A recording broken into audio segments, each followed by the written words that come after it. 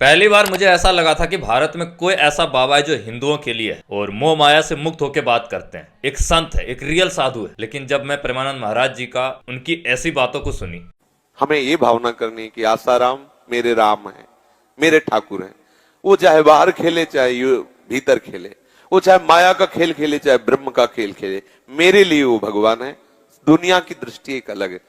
तो सच बताऊं तो मुझे सच में इस देश में बाबाओं के ऊपर से विश्वास उठ गया। इससे पहले आपने अनिरुद्ध आचार्य को देखा होगा आसाराम को बचाने के लिए बातें करते हुए। उससे पहले आपने धीरेन्द्र शास्त्री को देखा होगा। मुझे अब समझ में आता है कि इनकी जुबान तब क्यों नहीं खुलती है जब भारत में बेटियों के साथ रेप होता है। अभी उन्नाव रेप केस में कुलदीप सिंह सेंगर को बाहर निकाल रहे थे तो इन बाबाओं का मुंह नहीं खुला वहां पे। बिहार में 4 साल की बेटी का रेप हो गया, 4 साल की बच्ची का रेप हो गया तो इनका मुंह नहीं खुला वहां पे। हिमाचल में 19 साल की पल्लवी का रेप हो जाता है और मेंटली स्ट्रेस होकर डिस्टर्ब होकर वो मर जाती है, उनके ऊपर इनका मुंह नहीं खुला, जुबान नहीं। हिमाचल में एक बंदा जिसको चाइनीज बोल के जान से मार दिया जाता है तब इनके मुख नहीं खुलते। लेकिन जब आसाराम को बचाने की बात आती है तो ये सारे बाबा एक साथ हो जाते हैं और उनकी इमेज क्लियर करने लग जाते हैं। वो आसाराम जिसने एक 16 साल लड़की का रेप किया, जिसने ना जाने कितने बच्चियों का रेप किया होगा, कितने लोगों का क्या होगा, कितने पीड़िता को क्या होगा। उस टाइम सोशल मीडिया नहीं थी तो किसी को पता नहीं चला। लेकिन उसके बावजूद सीबीआई ने जांच करके 2 नाबालिग लड़का जिसको आश्रम में मार दिया गया और एक 16 साल की लड़की जिसका उसके द्वारा रेप किया गया, सीबीआई ने केस प्रूव कर दिया और उस बंदे को, आसाराम को, उम्र कैद हुआ। फिर भी ये बाबाएं उनको बचाने के लिए, उनकी इमेज क्लियर करने के लिए